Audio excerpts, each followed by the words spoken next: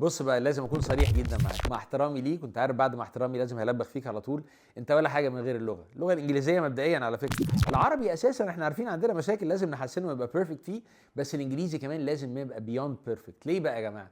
الانجليزيه دلوقتي بقت لغه اساسيه لكل العالم دي، مهما قلنا الصيني داخل جامد جدا والفرنساوي والاسباني على مناطق كامله، بس الانجليزيه بقت اساس، ما ينفعش تشتغل يوم من غيرها. مش بس كده، عايز تتعلم اي حاجه في الدنيا، مواقع الانترنت كلها الريسيرش وغيره كله موجود باللغه الانجليزيه. عايز تعلمها صح، مش كلمتين لقطناهم من فيلم ولا حد قالها باكسنت امريكان. في ناس كتير جدا يعمل اكسنت امريكاني ولا انجليزي هو جاهل تماما.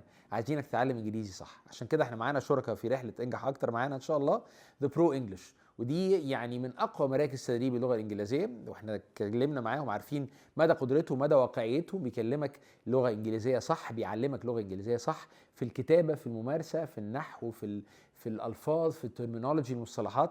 هتكون معانا ومعاهم في الرحله دي ان شاء الله. اول لما تدخل معانا ان شاء الله هتاخد معاهم فرصه جميله جدا، مبدئيا محاضره ساعه كامله ازاي تتعلم اللغه الانجليزيه. فيها قواعد للتعلم، عشان في ناس كتيره جدا تاخد القشور وبعد كده ما تكملش خالص، بتفشل فشل ذريع. مش عايزينك تقع لا قدر الله في حاجه زي كده. بعد المحاضره المجانيه اللي معانا دي ان شاء الله هتدخل كل البرامج بتاعتهم على مستويات التعلم المختلفه، وكل مرحله منهم هتاخد عليها فيري سبيشال ديسكاونت خاص جدا لكل شركائنا في النجاح في انجح اكتر. كل التوفيق ليك معانا، وابدا من النهارده ان شاء الله.